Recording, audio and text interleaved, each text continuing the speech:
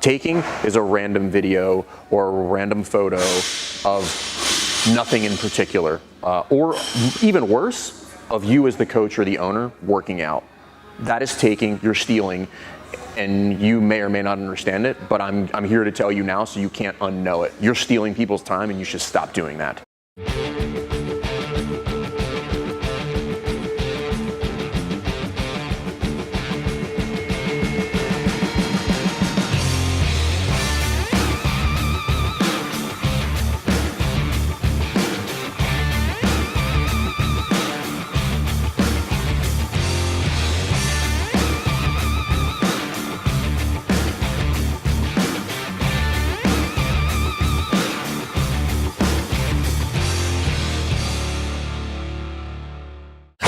All right, guys, welcome back to Jerk Block Talk. I'm Jason Fernandez. We're here at Crossfit Rife. Today, we're going to talk about something. This is super duper important, and I don't think enough people have thought about this, understand it, or are trying to get better at it.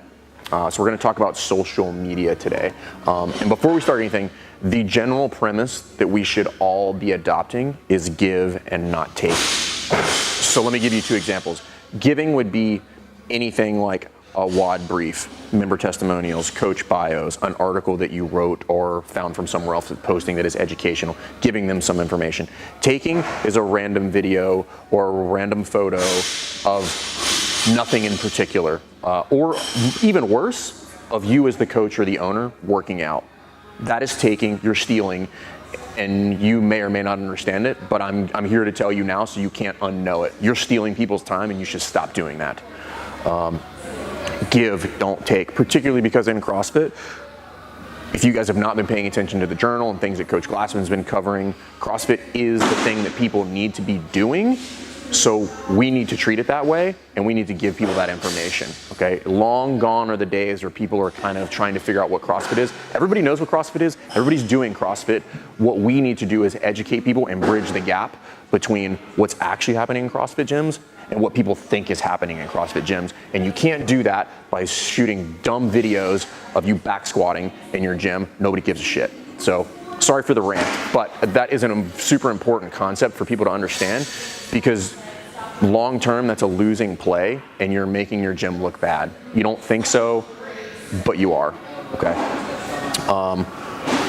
Give, don't take. All right, now, there's three major ways that I've kind of broken this down. None of this stuff is 100%. It's not all inclusive. It's not the end all be all. This is not a zero sum game, but these are just some general guidelines. There's three ways that you can give content with regard to Facebook or Instagram or at all.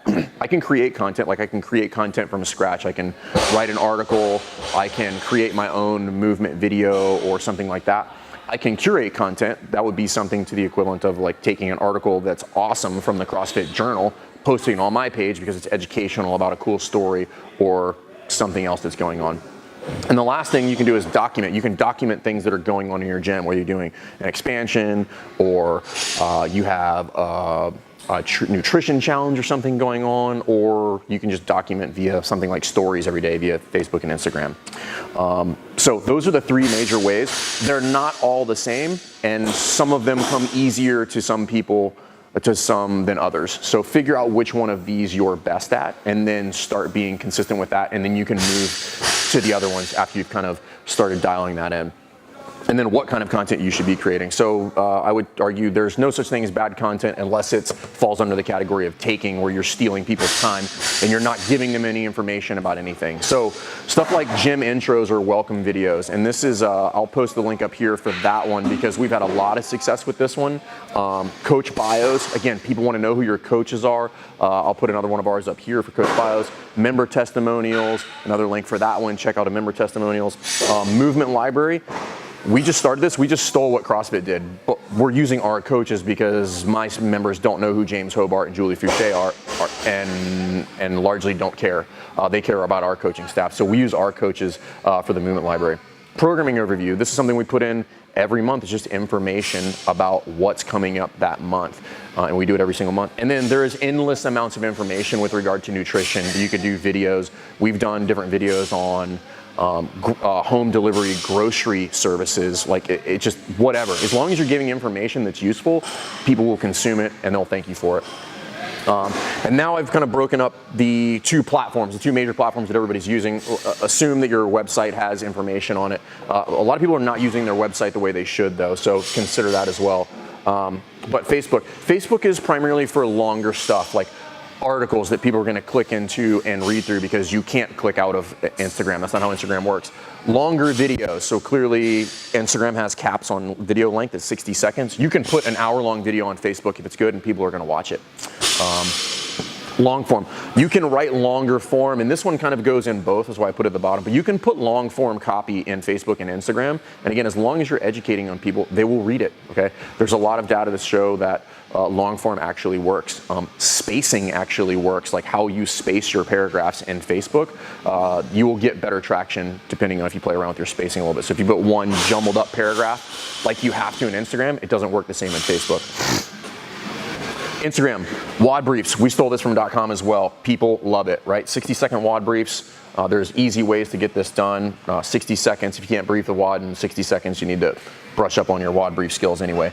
Movement tips. So this is something we're playing around with now and starting to add, and just putting shorter little clips in Instagram about movement tips, talking about poor performance and faults and then how to fix them. Again, no shortage of content there.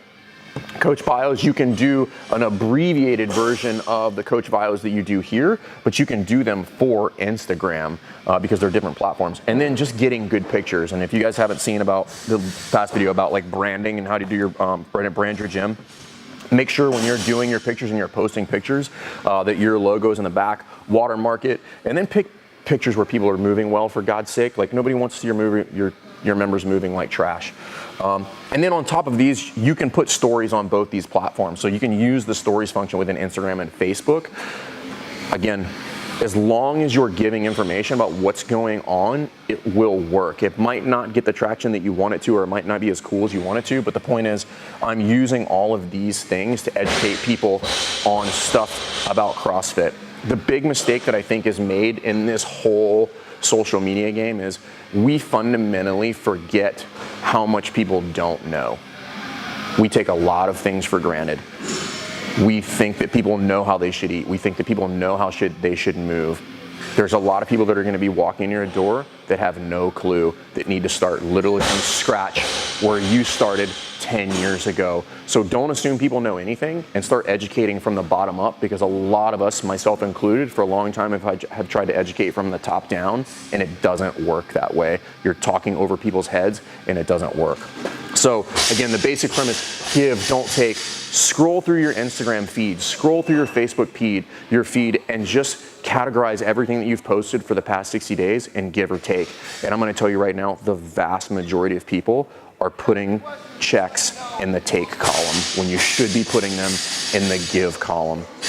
You know, a lot of this is comes from Gary Vee's book, Jab, Jab, Jab, Right Hook. If you haven't read that, read it. It's important. It's fundamentally where this concept has come from, but then I've kind of gone through and applied a lot of that to how we do social media. So I hope this gives you some ideas, but I hope this concept sticks with you, because it's super important moving forward. But if you guys like this content, if you have other ideas about stuff, I'm always picking people's brains about like what kind of content we can do to do it a little bit better. So post those in the comments too, questions and solutions for this kind of stuff. And if you like this, please subscribe to the YouTube channel, and we'll see you next time. Thanks.